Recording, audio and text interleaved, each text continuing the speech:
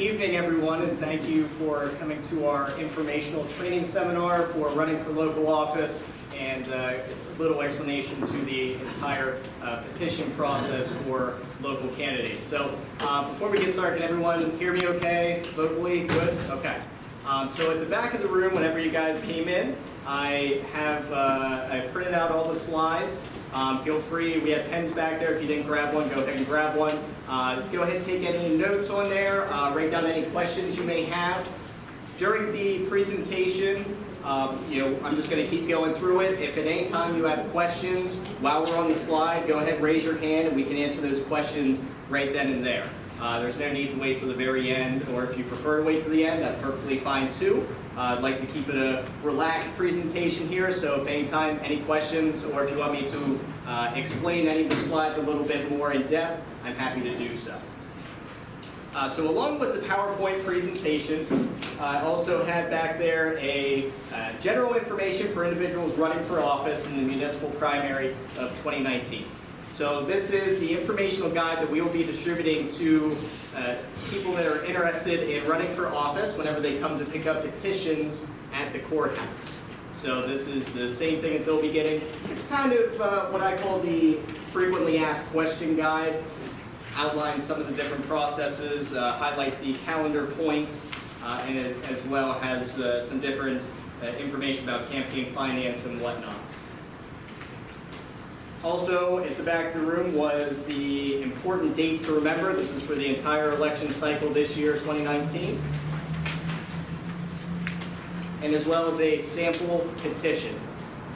Now, the real petition's a little bit longer. It's actually more on legal size paper, but I shrunk it down for everyone's view here. It is front and back. It would show you what the front and back portions would look like on your petition. I apologize, the font is very small, but the font is very small in the actual petition as well.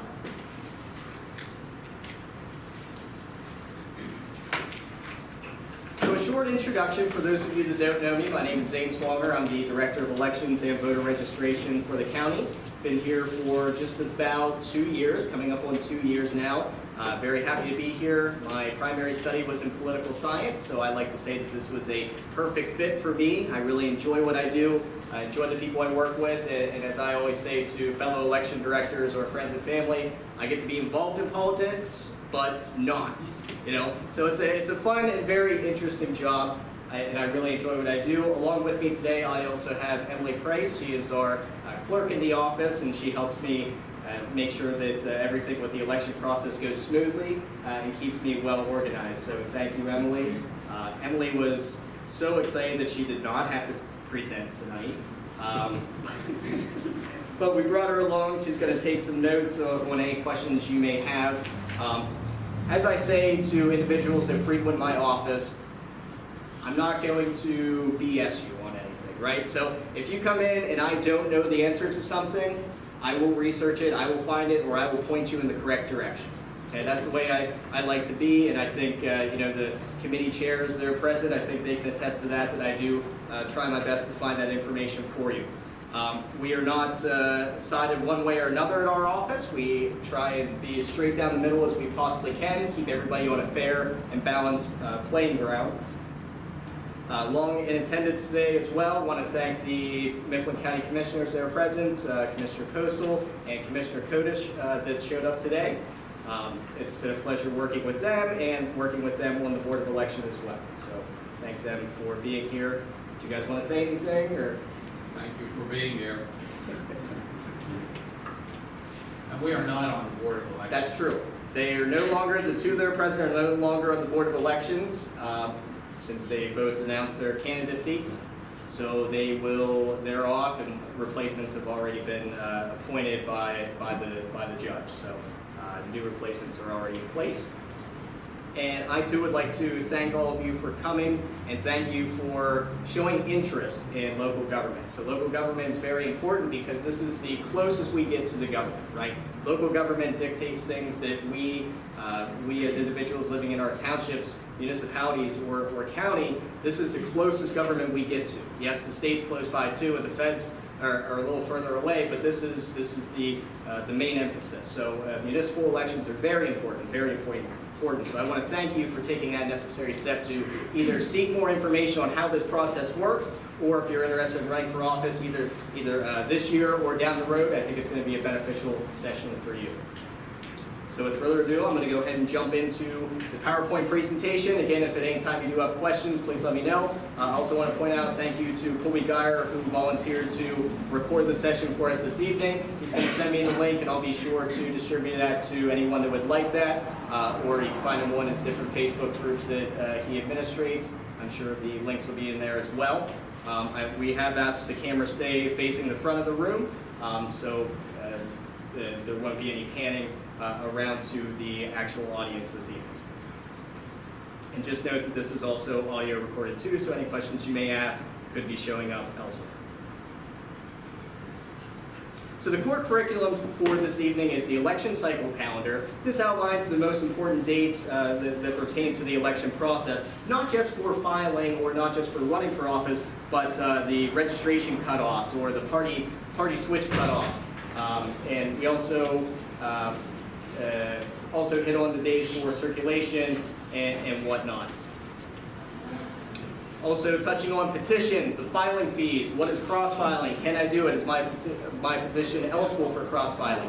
Statements of financial interest, this is a legal form that you fill out that is sent to the state to show any potential conflicts of interest that could exist. That's with the State Ethics Commission, we'll explain that. Campaign finance reports, how you report any expenses that you make while running for office or campaigning, and how to properly disclose those. We'll be touching on poll watchers, what they are, how they get appointed, and what they do. Public voter data, this is important if you're looking for, whenever you're doing the petition process and you need to go door to door, you need to send out mailers. This is accessible information that can be requested that shows all the registered voters on our rolls here in Mifflin County, how you can obtain those lists, if there's any charges that go with that, and how you can manipulate that data to really get down to your focus point. We're able to break it down from countywide to down to precinct level, by party, so it's all depending on the data you're looking for. We'll explain that. And then finally, a touch on political signs, how you can advertise, proper methods for advertising, how to properly disclose, and whatnot. There's a few things that weren't in the core curriculum that we'll be bouncing off on as we go through the slides as well. And if there's anything on here that I haven't touched on that you feel would be important or you may have questions on, please feel free to shout that out. We'd be happy to speak about that. Yes, Jim? Tell folks that they need to make sure on their signs and any literature that they put out, paid for by the candidate. Yes. Very good point. We'll be touching on that along with where you can have them, what authorities you have to seek to be able to place signs at different places. So we'll be touching on that. That's a great point. Thank you. So just a quick general disclosure. The Mifflin County Department of Elections voter registration, we cannot provide legal advice, tax, or accounting advice. We're not lawyers. We're not accountants. With that said, all candidates for public office should solicit advice from licensed professionals in the appropriate field in advance of statutory deadlines and before filing documents with this office. Filers are responsible for ensuring correctness and completeness of any documents turned in. And the Mifflin County Election Office, the Voter Registration Office, is not responsible for any errors and omissions. What we're saying there is the information that will be presented to you today, or any information I disclose to you, is what we found to be best practices and what the state provides us, what other election directors throughout the state, what we all communicate to give to the local individuals running for office in our counties. However, we're not able to provide legal advice or accounting advice. So if you do have questions pertaining to those specific areas and you're really unsure and the answers from our office aren't maybe answering your question in the form that you're liking, we do encourage you to seek counsel outside of our office. All right, so the 2019 Pennsylvania election calendar. So pay attention to dates for the filing and reporting. So the first day to circulate and file your nomination petitions is February 19th. Excuse me. February 19th is also the first day that they will be available at the county election office. We're open at 8 a.m. until 4:30 p.m. Anytime during that day, you may stop in to pick up the petition. If you're picking up for someone else, that's perfectly fine. We're not going to be asking who you are, we will be asking what office you're running for, because we have different styles of petitions depending on if it is a municipal office versus county office. But other than that, anyone's able to pick these up. Voter registration deadlines, in case you're encouraging friends, family members to change parties or get registered.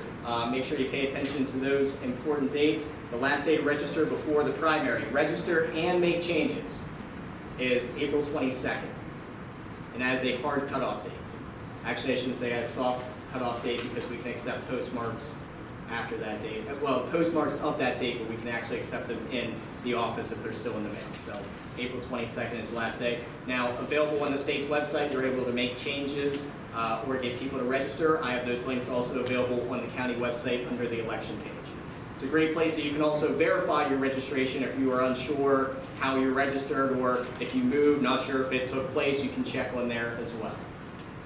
So the deadline for April 22nd is for anybody to register. Will they still be signing the petition or no? No, so to sign a petition, you are to be registered by the date you were signed. So somebody would want to register, and that doesn't mean that their application's in. That means they are actually registered, where they have their voter registration card in hand to prove that that is the day they were registered.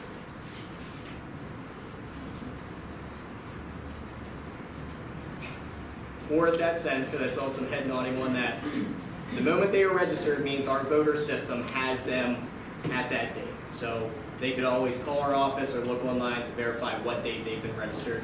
Because yes, there's a few days that would be in between the mailing. No, I'm shaking my head because we were always told if you went to somebody to sign a petition and they weren't registered, you get them to register and then they can sign a petition as long as they're on the same day. But you were saying I would be cautious about that, just because when it goes down, whenever the date that you were signing that petition, it's saying that you are registered at that party at that address on that day that you signed that. So best practice would be make sure they're registered before signing the petition. Submitting absentee ballots. So this is a whole process on its own as well. If someone's absent from the municipality, or they have a medical or physical disability that prohibits them from being at the polls, they are eligible to vote by absentee, vote by mail. So those days, last day to apply for a civilian absentee ballot is May 14th. So if you know someone that may benefit from that form of voting, make sure you encourage them that still get out and vote for you, and they can do that vote by mail. There's an application process with that. They call our office, we can send it to them. Simple as that. Or candidates are able to pick up those forms at our office, and while you're going out, you can distribute them as well. And again, that is referencing with the election important dates to remember, which is also made available on our county website if you need to reference it there as well. Filing nomination petitions. Complete the top section of each petition. Actually, before I even start on that, so again, talking about this handout here, this is a specimen. This is not an official petition, but this is what the verbiage looks like on there. So complete the top section of each petition. Collect signatures only from February 19th to March 12th, the official days for circulating. On the reverse side of the petition is the affidavit of the circulator, the candidate's affidavit, and notarized signatures. By the time it comes to our office, the petitions already need to be notarized. We do not have the notary at our office. There is one available at the county commissioner's office. To my understanding, there is no charge for the notary service there. Zane, I'm also a notary, and I work in the auditor's room right here next to the commissioner. Okay. And especially that Monday and Tuesday, I'm going to try to be in that office all day, so that if the girl happens to be out to lunch at the commissioner's office or busy, I will help notarize at no charge. Okay. So just to clarify that, so Helen Kirk, she's one of the county auditors, in her office directly beside the commissioner's office on the second floor. She said she'd make herself available as well for anyone to have notary completed for their documents. Does notary have to be from Mifflin County? I do not believe so. It just has to be notarized within the state.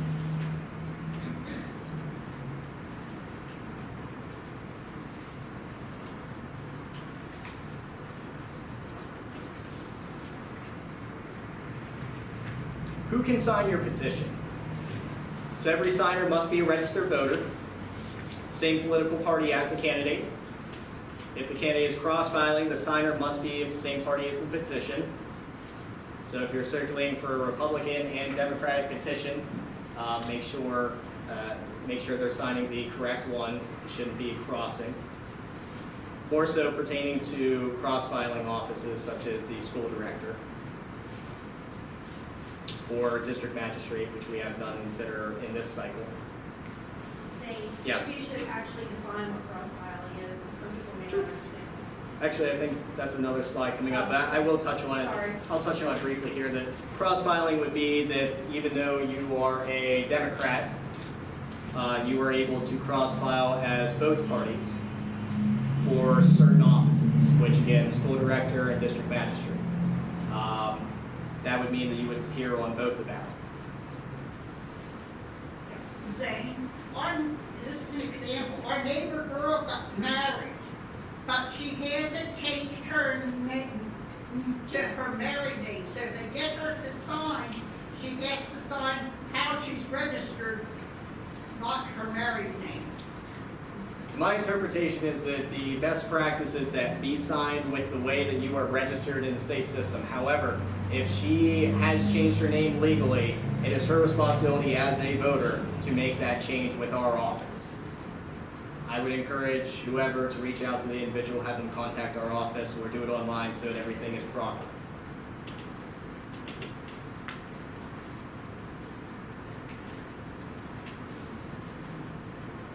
Okay, and also the individual that's signing needs to be a resident of the candidate's political district.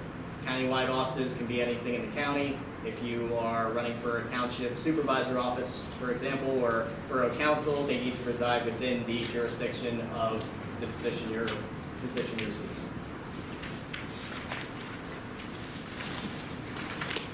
How many petitions can be signed? Each signer may sign as many petitions as the number of candidates that they can vote for in the election. Okay?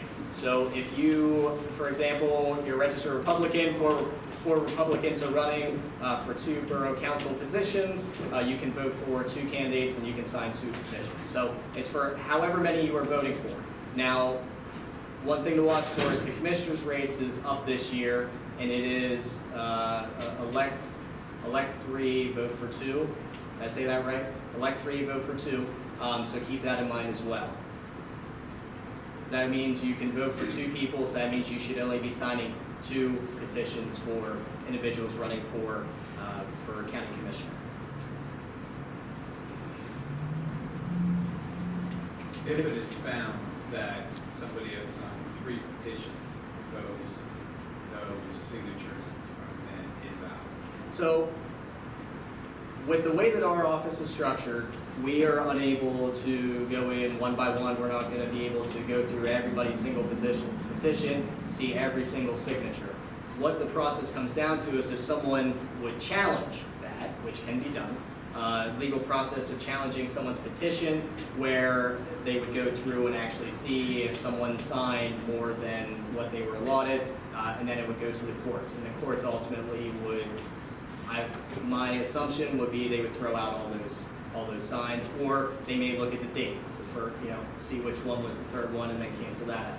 I'm not certain how the judge would rule on that, but that would be a legal process that would go through.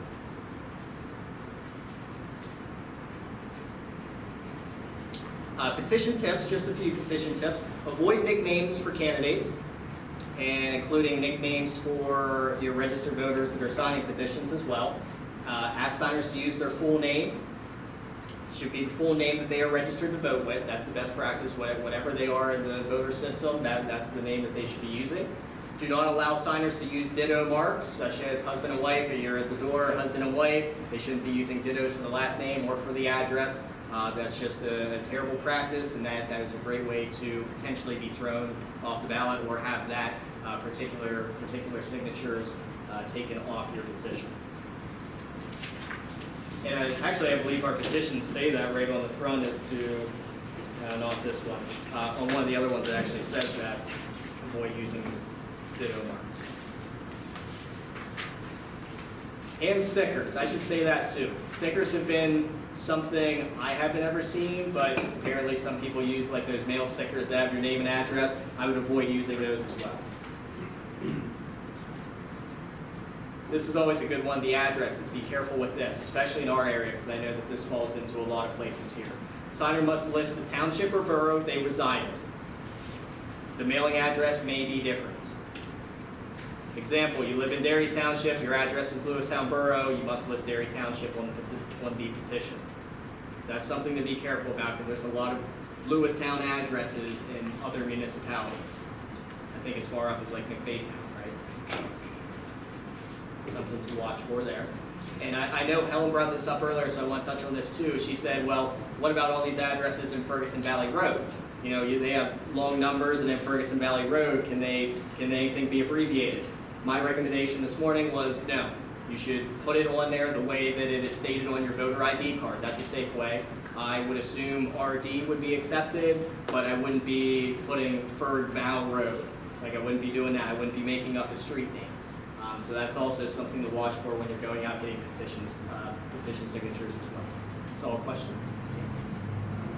Just to point this out, on the petition itself, you're talking about listing the township or borough. Yes. But the actual petition says city, comma, borough, or township, Yes. which suggests that you need city, and then you need borough or township. So you're saying all you really need is borough or township? What I would be saying that you complete it in the entirety as it's written. So, for example, house number 100 at 4th Street, Lewistown, which would be Lewistown Borough. Township. You use Derry Township for an example, might be better. Derry Township, for example. I'll give you one like mine personally. I live at 300 North Walnut Street. Sure. Address is Lewistown for mailbox. Right. But I reside in Derry Township. Right. But you don't live in Lewistown Borough. You're in Derry Township, correct? Yeah. Okay. So So my mail address is Lewistown, but my Right. residence is Derry. So I should put in that block. you would there. want to have Derry Township in that block. Yeah, rather than Lewistown. Correct. And the reason being there is because your district has Derry, your non-district is Lewistown Borough. Correct. It's where I said this can get. You know, the grammar, and I know Right, that yeah, it didn't you make gotta sense, throw I it all. understand that. Yep. But, Yeah, but this that, is- that comma Yes. makes it look like, I'll put Lewistown, Derry Town. Yeah, Yep. so it's not called a Derry Township, you know. But you want Derry Township strictly. Because that's my voting residence or, yeah. Yes, because Derry Township is where your precinct and where you're registered to Yeah. vote, yes. Yeah. Yeah. These aren't made in our local office, I will point this out, these are statewide. But the verbiage I'm reading to you on this slide is part of the state's process on this, is that even though your mailing address, excuse me, may be different, you should be listing the township or borough that you're residing in. So in your case, you would put the house number, street, and Derry Township. Good clarity on that, okay? Question? I do have a question Sure. about it. It seems to me maybe that whoever's signing a petition, the city should match whatever's registered in the voter registration office, I would think. For example, if they're registered as Lewistown, and they put Derry Township, can that be contested? Well, again, the mailing address may be different. We're looking at where they are residing, what township they are residing. So we're not looking at the petition for where you get your mail. We're looking at it for your voting district, which is matching in the state system. It's going to have your mailing address, but it's also going to show that you're Derry Township for municipality. And you are voting in the municipality. You're not voting where you get your mail. Would it be wrong to include the city and then include the borough or township? I think that's a great practice. Because I don't that's see why that would. what the column is saying. Then that covers both bases. I don't see why that would be any type of issue because the address is Lewistown, but you are residing in Derry Township. I think if you did that, or if you just placed Derry, I don't see why, if you put Lewistown, Derry Township, I don't see why that would, would be a problem, or just placing Derry Township. I think that would be better because, my address is, say, Douglas Drive, Lewistown. It's not 20 Douglas Drive, Derry Township. But it's So- not your mailing address. They So I don't think have you your put mailing your address. Lewistown / Derry Township. I It's think not your that- mailing address, though, because you could have a post office box, and you're not supposed to use your post office box. Correct. What I want to know is where you're located, not your address, Correct. not your mailing address. So that's where there's that difference, so. Right. Kevin? Yeah, I don't think it's any harm if you want to put Lewistown / Derry Township, but, keep in mind it's a state form, Yeah. and Mifflin County doesn't have any cities, all we have is boroughs or townships, so. Correct. If you live in Lewistown borough, you write Pick one. Lewistown to Derry Township, Derry Township. Yep. So I have one more question. Nope, that's fine. How granular do you want to get on the township? Is it to be Derry East, Derry West, Gator East? Township, we're not looking for precinct, looking for township. Okay. Because all the townships, all the dairies are voting for the same supervisor, same auditor. We're not going down to precinct level, it's going down to township, borough.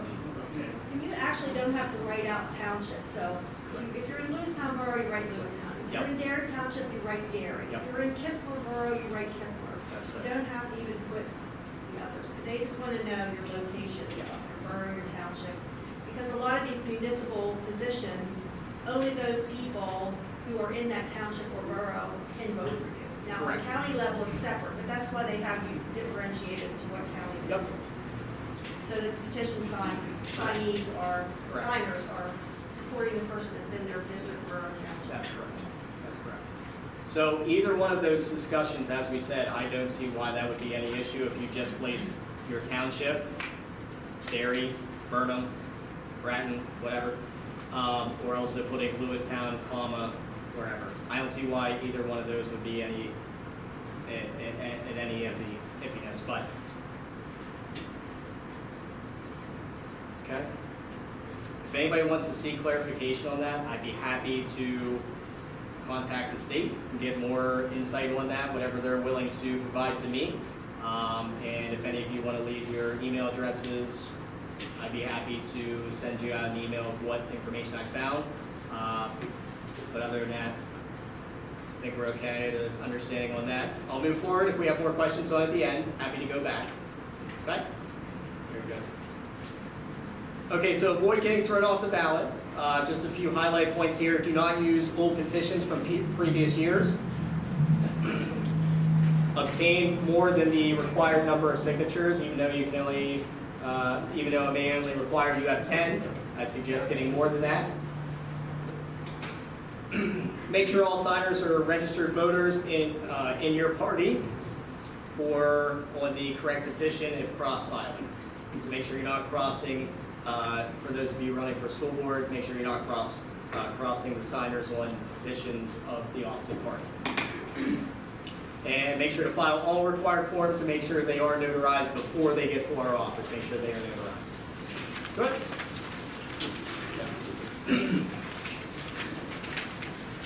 Okay, so here's one thing I want to point out. So I noticed that I did not proof the PowerPoint well enough. That one correction on here is that school director is 10 signatures, not 100. Which is correct in the other handout that you picked up, the general information packet. That one is accurate. I apologize about that, about the PowerPoint, but I wanted to make that address that you could mark that.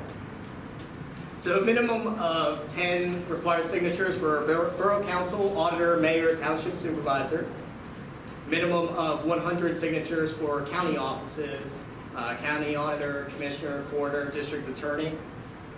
Again, striking out the school director from the 100. And best practice, again, make sure you get more than the minimum requirement.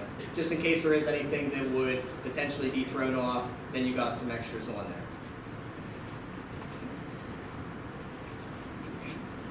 Filing fees. If required, the filing fee must be paid when submitting the nomination petition. County offices, $100. No filing fee for the school board, township, or borough offices. Filing fees are non-refundable, and accepted forms of payment would be certified check, money order, cash. Cash does have to be an exact form. We do not carry change. Certified check, we're just meaning it's an actual check. We do accept personal checks.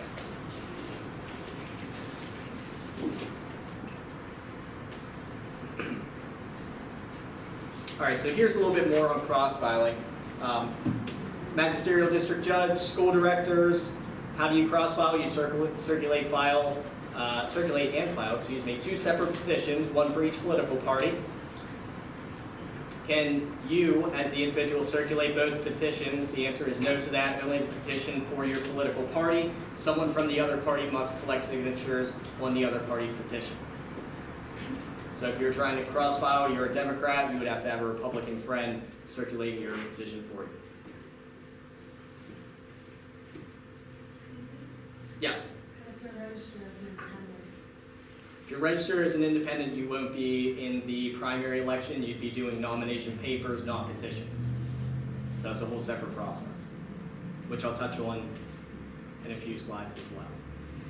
So the primary is closed to just the Democrats, Republicans, and those are the only parties that are on the ballot in the primary. However, this year we have a special election for the 12th Congressional District to replace Tom Marino's vacancy. So that will be available for anyone to vote. Any registered voter in Mifflin County will be coming to the polls. So short explanation on that, we'll be having 3 different ballots. We'll be having the Democrats, Republicans, and then others for all other party affiliations. And that's all that's on the ballot at this point, is that 12th Congressional, could be potential for referendums.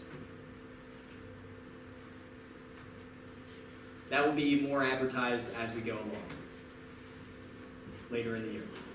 Cross-filing continued. How many signatures do you need? You need the minimum requirement signatures for the party's petition. So if you need 10 signatures, it'd be 10 Republican, 10 Democrats to equal your 20. And again, if you were running for district magistrate, the filing fee would then be double. So it'd be 50 per party. Okay, so this touches on the independents and third-party candidates. Not really diving into this too much, so if this qualifies to anybody in the room, feel free to take my contact information. I'd be happy to distribute some more information or find some more information for you, since the training tonight is more so geared towards the actual petition process. But for third-party candidates, you will not be running in the primary. You don't have the opportunity of being on the primary's ballot, as it is a closed primary. The file nomination papers instead of petitions. So that's a separate process that comes later in the year. Actually, the first day to circulate and file nomination papers is March 13th, so the day after the final day for the petitions. Now, that is not to be on the primary ballot, that is to get on the ballot in November. So the municipal election, general election. Signatures valid from March 13th to August 1st, and number of signatures needed. This is the election code is 2% of the largest entire vote count in the last municipal election for any office in that election district. So again, if this pertains to anybody in this room, I'd be happy to go over those numbers and actually find that information more directly for you, and we can explain your specific situation as to how many signatures you would be needing for the petition, for the nomination paper.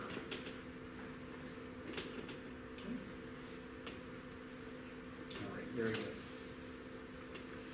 Statement of financial interest. This is administered by the State Ethics Commission.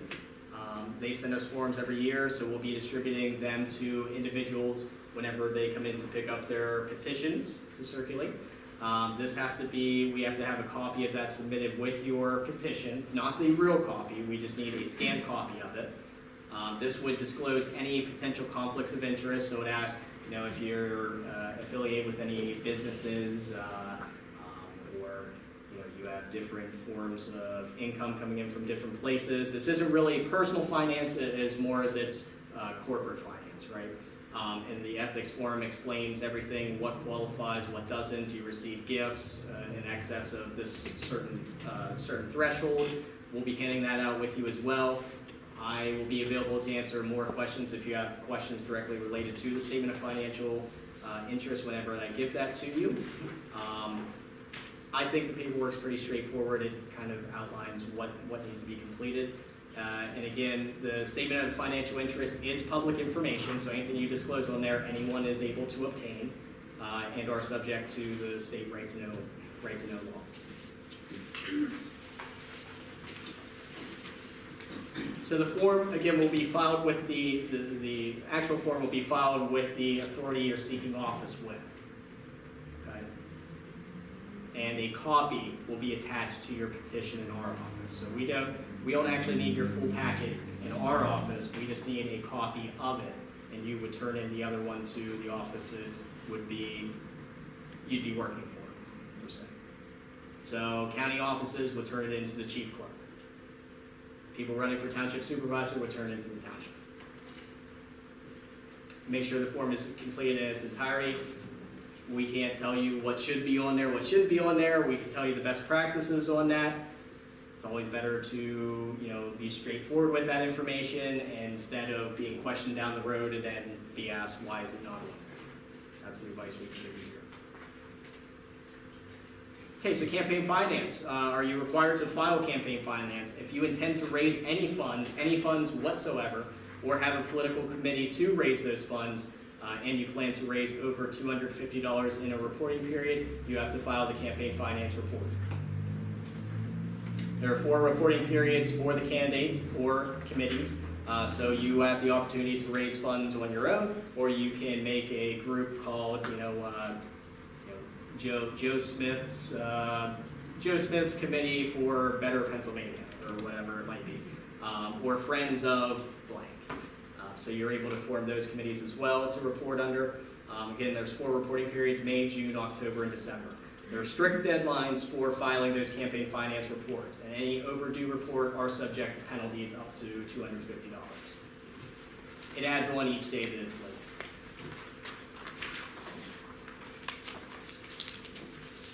Filing campaign finance waiver. You may file a waiver if you have no intention of forming a political committee.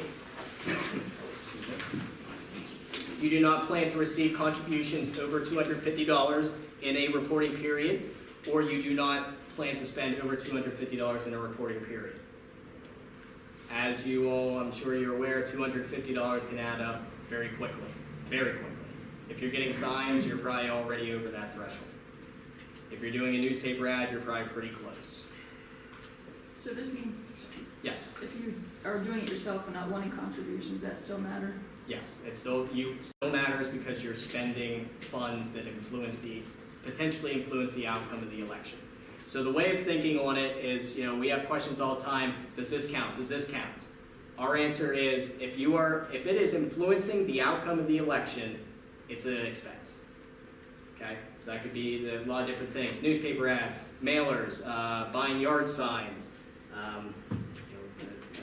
Sky's the limit. Pens. Yeah. Sky's the limit on different things.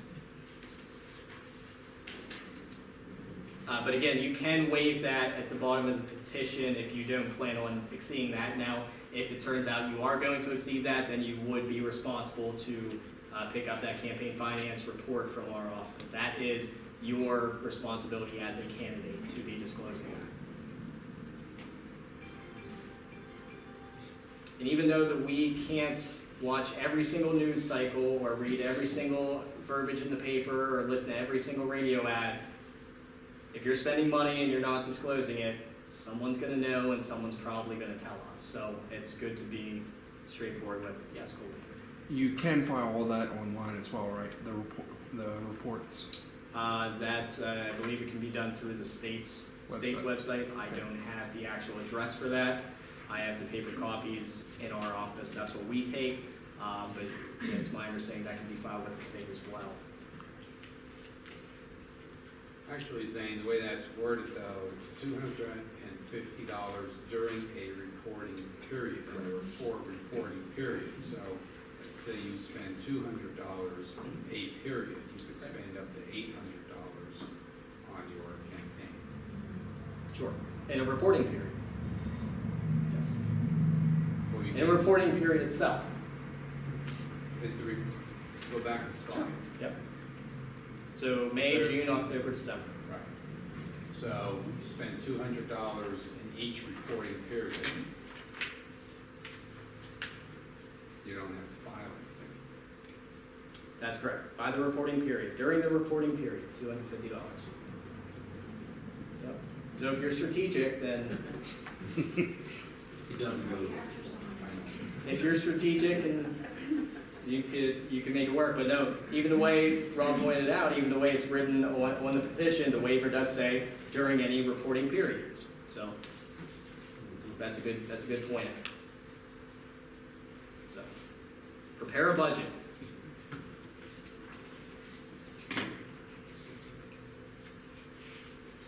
And that section, if you are signing that section, that also needs to be completed as well. It is on the reverse side. That's not a separate document. It is on the reverse side of your petition.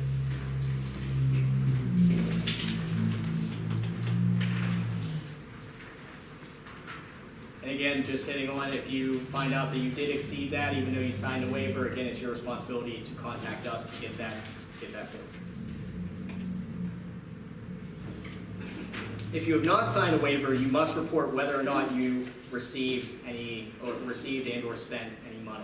Again, a great way to just do that is to have either the waiver signed or you're completing the form, the actual campaign statement of finance, campaign finance statement or campaign finance report that we have available in the office. Which I didn't bring any of those this evening, but if any of you would like to see them, you can request them. We have them in the office. Stop by, just say you'd like to see them. We'll give you a copy of it. And along with that, political committees, if you're looking or may be interested in forming a political committee, we have that documentation available as well. That won't be handed out with the petitions because not everyone uses that, but it is available upon request.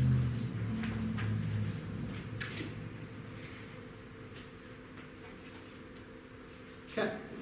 Touch on poll watchers. Poll watchers are not poll workers. Two separate things. Poll workers work for me in the Board of Elections. Poll watchers work for the candidates or political parties. Each candidate is entitled to appoint 2 watchers in each election district. Candidates notify the election office in writing of the individual's names and addresses of who you wish to appoint. We then produce a certificate and issue it to said poll watcher. Poll watcher presents that at the polling site on the day whenever they go in. It's kind of like their formal identification for being able to monitor the process. So watchers may work in any polling place in the county during election day, regardless if, let's say, someone was appointed to be a poll watcher in Lewistown Central. They could rover to any other polling place within the county. That has been confirmed because we had that question come up previously, and that was the direction we were given by the state. Poll watchers, duties of poll watchers. Watchers have the right to be present in the polling place until the counting of the votes is complete and the district register and voting checklists have been locked and sealed. So not everyone that goes in to vote, you can't just hang out there when you're going in to vote. Poll watchers get to actually watch that process, get to be there in the background to primarily they're reporting back to their candidate or their party, say, hey, this is how many people, how many Democrats have been in or Republicans have been in. Poll watchers are able to inspect the poll book, so they can come over and actually look at the poll book to see who is signed in. And they can also look at the numbered list of voters, see who's coming in, what number they were in the list. And they can only do that whenever there's nobody else in the polling place. Like if it's a full line out the door, they can't be up there requesting to inspect. Poll watchers are also able to challenge someone's,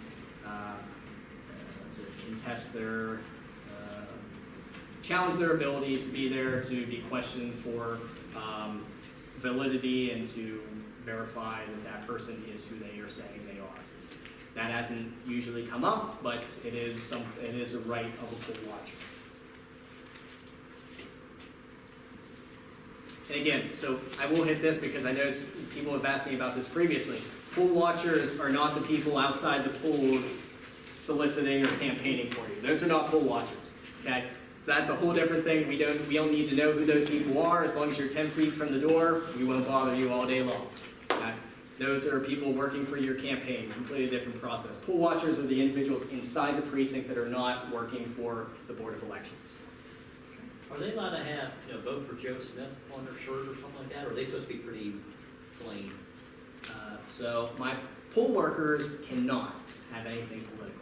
Correct. Poll watchers, I don't know if there's anything that says that their apparel has to meet a certain standard. So I don't have a particular answer to that. There's nothing that says to me that they can't have a shirt that says go, whoever, pro-Trump or whoever it might be. There's nothing that says that they could not, to my understanding. I don't think you can have anything with a name on for anybody inside. For a I poll think watcher. you're allowed to wear a Yeah. pin if you're a voter, you're not supposed to have any. Well, voters, I will touch on that. I don't agree with that. Okay. Because voters, there's a lot of limitations as to what authority can actually dictate what someone is wearing. They can't be in there handing out things. They can't be distributing pens or dropping pins in the voting booth or things like that. But if it's on their apparel, they're going in to vote and leave. I don't think there's anything in the election code that prohibits that. And to my understanding, I really don't know of anything that prohibits that from a poll watcher. But I mean, that's something that we can look into further, but in our list of poll watcher rights, I didn't see anything in there that actually pertains to their ability to wear pro-party shirts, because again, they are working for that campaign or that political party. But I'm happy You're to... not supposed to be talking to everybody that comes. Right, and that is true. They are not in there to be soliciting, talking to people, absolutely correct. They're in the back end. They're in the back saying they're monitoring. They are not able to be like, hey, make sure you vote for him, or hey, Bob, nice to see you, make sure you're voting for so-and-so. They are just there to observe the process, but I honestly don't feel the Board of Elections is able to dictate their clothing option. That's my understanding, but again, I'd have to reference the election code to actually see what that is. If anybody has actual question on that, call my office tomorrow and we'll be looking it up.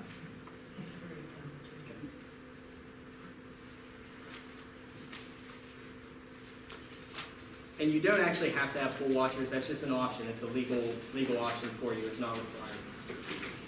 Okay, so public voter information list. We get this question quite often of, how can I get a list of people in my township or in my voting precinct or countywide? So this list, any information, any public information that's listed in the voter system, we are able to distribute to you upon request. Now, we actually have forms that are filled out requesting that information, which are subject to be looked at publicly. This list of the voters would be a public list of them, various formats available. So if you just want Republicans countywide, we can pull that for you. We have it available in PDF format and Excel spreadsheet. So depending on what your purposes are, if you are having someone do mailers for you, maybe the Excel is going to work out better for you. Both those options are available. We have two different formats that we really reference, and I'll get into the third one on the next slide. Street list is organized voters by alphabetical order by their voting district. I don't know why I have street on there, because that's not accurate. So the street list is organized alphabetically by their precinct. Okay? So it'll have, on a typical street list, it would say, we'll just use Armagh, because that's the first one. It'll have Armagh Township, Armagh East, or Armagh West, and it'll have all the voters in Armagh alphabetical order. So if you prefer that method, it'll have their name, their address, and their party affiliation. And also show their status, if they are inactive, active voter.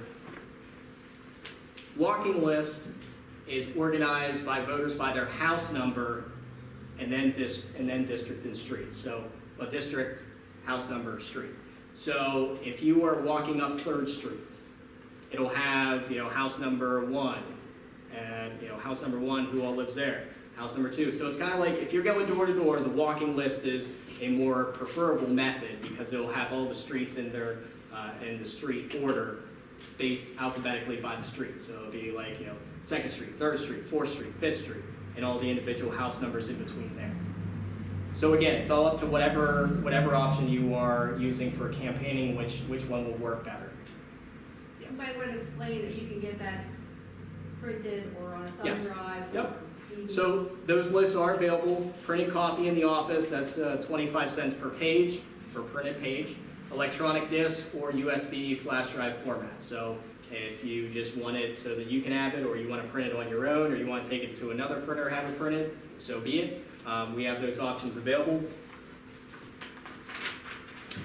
So the request for information, which is available in our office whenever you come in requesting data, we're going to ask for your name, contact information. Charges, again, if you want an electronic disc or a flash drive, we do $25 for the county-wide file, $10 for municipality, or $6 per precinct. Okay, that's if you want it on an electronic disc or on a flash drive. We also have the availability to do printed copies, 25 cents per page. If you're getting a county-wide file, it's hundreds of pages, 400 pages. Now again, you can get it tailored down to your specific area you're looking for, or by party. So if you are petitioning, you're getting signatures, you're not cross-filing, you are probably going to just want people of your political party, so that takes down the numbers as well. And again, before you actually commit to this, you can, we're happy to look into it to see how many pages it would be, disclose how much it is. It's not like you're signing up without knowing how much it is. We are able to do that.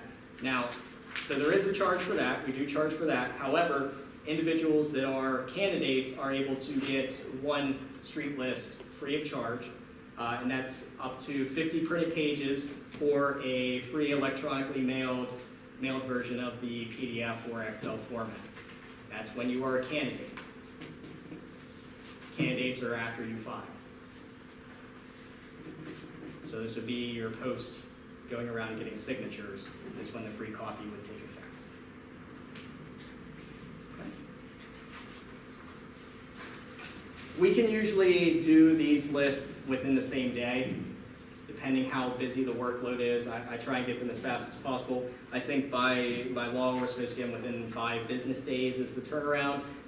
If you call me one day, I'll have it done at least by the next day or by the end of that week. So we're able to work with you on that if you need it real fast. So give us a call if you have any further questions on that. Okay. And then this one's also a very popular one, is the super voter list that we have available. So super voters are voters that have partaked in specific elections that you designate. So usually people do like the last 3 elections. Like I want to see Republicans in the county that have voted in the last 3 elections, because they're probably ones that are going to vote in this election. So we can tailor that down, call them super voters, give you a list of those. That's also an option that's available too. And just to specify, I don't know what practice has been previously, but we're able to tailor that to whatever elections you want. So if you want to say the last 3 primaries, we can do that. It doesn't have to be chronologically the last 3 elections.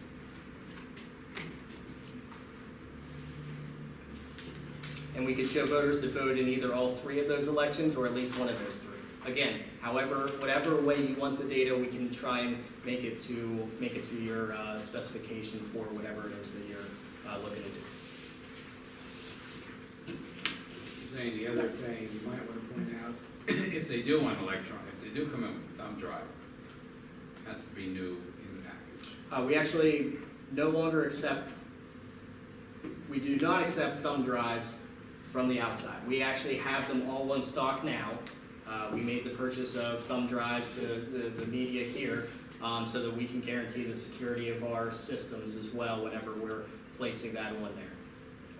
But that's a good point. So yeah, you don't bring the external media in. We have it here. We have CDs. Most computers anymore, laptops don't have CDs. So that's why we opted to get thumb drives.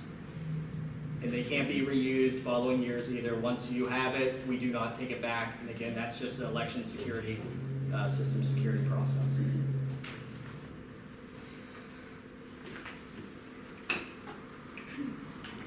Okay, so political campaign signs. Now this is pretty much tailored to, actual signs, but also mentioning that any material you purchase should be clearly labeled with who paid for it, right? So you see major news ads all the time for political committees. They're always saying paid for by. You got to make sure you do that even at our local level as well. You should be disclosing how anything's made. Now, some print shops may tell you that, it's very hard to put paid for by the candidate on whatever item. Again, best practice that we can encourage you is you need to have disclosed on anything that is influencing the outcome of the election, how it was paid. So at this, your signs, involving your signs should have that. So whenever you're thinking of designing your signs, make sure it's on there. There's no specification to how large it has to be. It just has to be on there somewhere. That's including electronic billboards, actual billboards, anything. Yes? Yeah, go back to campaign finance. I think it's important to note that even if you don't have a committee or you're not, quote, raising funds from other people, if you're just buying your campaign signs, for instance, $500 and you just paid for it yourself, you have to do a report because the contributor is actually you. In that instance, so you have to make sure you put that there. Yep. Any money that you are spending whatsoever for election process is subject to your campaign finance. And again, the waiver puts a threshold of, you know, how much it is, but again, that small threshold is easily met by your marketing material alone. But anything at all that you are purchasing, it needs to say how it's paid for. So if it's paid for by you, the candidate, it should be saying your name, the candidate. Or if it's paid for by your political committee, it should be the name, the actual name that your political committee is registered as with the office.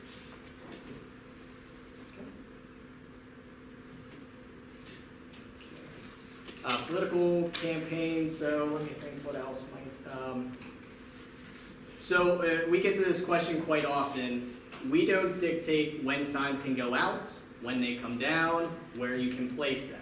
That is the responsibility, that is the jurisdiction of the municipality in which the signs are being placed. Especially so if it's a public ground, you need to be consulting with the township or borough office to see if you can place it there. That is the best practice. I'm sure there's people that go out and do it without that, but the best practice is to contact them to get permission. Same with putting it in private property. You want the owner's permission to be placing your signs in their area. I don't know if there's unspoken rules, so how soon signs can go out or when they come down, that's not, again, something that we enforce.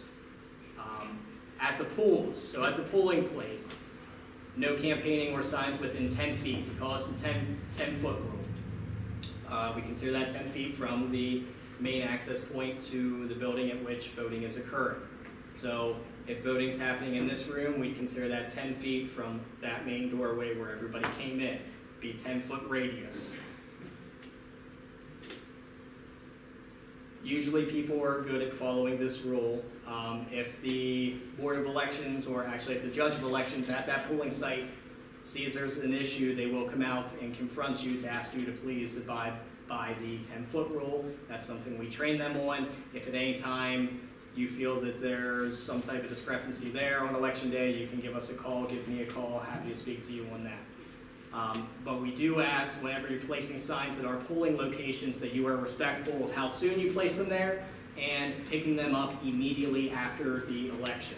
Mainly because we use a lot of private property for our polling places, and to have that type of participation from their level, we'd like to be respectful as much as we can, so we ask you to be respectful with picking up your materials immediately following the election so that we can continue our relationship with our polling places.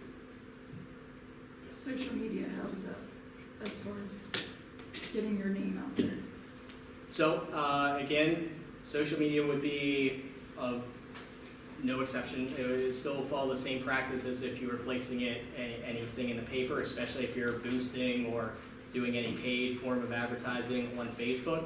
You should still be disclosing, paid for by who, and if you're spending money, or popular thing now is the GoFundMe type sites where you can actually collect donations online. You should also be, that is to be included in your campaign finance.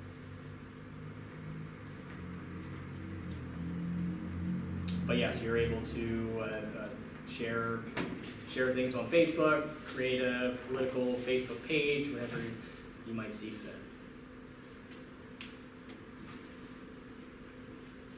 Okay, so just some quick takeaways here, and then I'm open to answer any questions that you guys may have. So pay attention again to the election calendar. Again, this is available on our on the county website as well. Follow all the rules for the petition and notarized forms. File your statement of financial interest. Pay attention to deadlines for your financial reporting if that qualifies to you. And decide whether you want poll watchers, and be sure to let us know in advance. It doesn't have to be far in advance. A couple weeks before the election would be great if you could let us know if you're going to have poll watchers, just so we have enough time to get the necessary signatures and get their certificate to them. And again, if you're in doubt on anything, feel free to call us. I have our general information there, and actually there's my specific contact information, my direct email. Again, you can call our office if I'm not there. Emily will answer it, take a message, and I'm very prompt on getting back to the phone calls. And emails, I look at them every day and I try and respond as quickly as I can. So if there's any direct questions you do have at this point, I'll open it up to question and answer session. Or if there's no questions, you're free to leave at your leisure as well. Yes. So if I spend $100 paying you to give me copies of voter lists, that could become part of my campaign cost? It could, yes. Again, it just goes back to, is it an expense that is potentially influencing the outcome of the election? If the answer to that is maybe or yes, then it qualifies. Yes? If you have signs from a previous election that are still appropriate, but were paid for in the previous election, do you have to put the cost of those signs on this election? I don't see why, no, you would not, because they've already been paid for, already been disclosed. But they would have influence in the outcome. Correct, but you didn't actually buy them in that Right, reporting okay. period. So we're looking at what you purchased in that reporting period itself. Yes? What was your primary method of advertising tonight's session? Tonight's session? Yeah, like where would I go? Well, tonight's session primary was advertised because the Penn State Extension Office wanted to do a presentation such as this, but there was charges that they had to cover from their end as an institution. So the lack of signups from that prompted my interest and the commissioner's support to hold our own in-house meeting here. Really, I guess I used the public platform to really emphasize it. Spoke about it at commissioner meetings, which gained attention. Also have to give a shout out to Colby. Colby's been sharing it on his pages. I know both the Republican and Democratic committee have been great partners at getting this information out there as well. And I tried to keep great relationships with both parties and actually minor political parties in the area as well, because it's a great way for me to get this information out to everyone, because we're limited on the budgeting for what we can advertise, and we try not to spend more money than what we really need to be doing. And with the great outreach and networking that the Democrats and Republicans and other third parties have already established, it's a great avenue for our office at least. Right, I just want to know Now- where to go, because I found out through someone, because I didn't see it anywhere, but also I didn't know where to go. Were you on Facebook at all? I am. They, and they I have a wanna- website as well, MIFCO. Yes. So, our official county website, I try and update as much as we can. There's more things that we keep adding to it. So the county website has that type of information. The election office itself, we also, promote that. Actually, anybody that's called this entire week, we've been telling them that on the phone about the training seminar. And also, just for the good of the order here, I was speaking to my representative at the Sentinel, and they said that anyone that is actually looking to run for office and is announcing their candidacy, there is no charge for your candidacy to be announced with the local paper. That's not advertising saying, go vote for me. It's more so, hey, my name is Bob, I'm running for this, upcoming elections, here's some of my background. I asked that question because I saw that other individuals were announcing their candidacy, and I wanted to see, because I knew we had this training session tonight, and I wanted to give that information to all of you, if that could be of any benefit. Okay, so on that mifflinco.org, do you also announce when you have any type of sessions and things like that? Yes. So if we're saying type of training things, there wouldn't be any additional trainings beyond this point. Right. But again, I work for the county, so I'm available from 8 to 4:30 p.m. every day, Monday through Friday. If there's any questions you have, or you're looking for resource, you don't know where to go, I can be your point to point you in the correct direction. If it's something I don't know, I will either find it for you or tell you where it is that you can find that. Thank you. So that's my direct contact info, so make sure you guys all have that. The training you do for the people who actually work the polls, would that be one or two, I imagine, or? So the pool, that's a different type of training. That's more of our in-house formalized training on the election process from the polling site perspective. That's not something that we generally have had open to the public. And it's more so just for our individuals working the polls. So it's operational, right? Of how they know what to be doing, when to be doing it, any updates that have been coming out, update on our office, update on the election equipment, that's what we discussed there. And again, that's a large group that it mainly is information pertaining to our actual poll workers for the Board of Elections. I plan to do this type of training seminar more often. I'd like to make this a regular occurrence for our municipal elections. I think it's beneficial. We had a great turnout.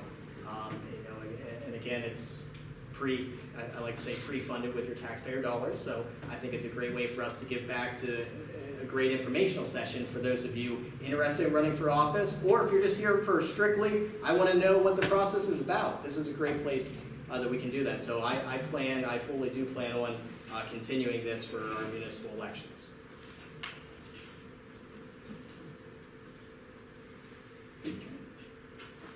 Again, I'll be here cleaning up stuff, so if you have any personal questions, whatever, feel free to stop by. I'd be happy to answer your direct questions. Again, thank you so much for attending.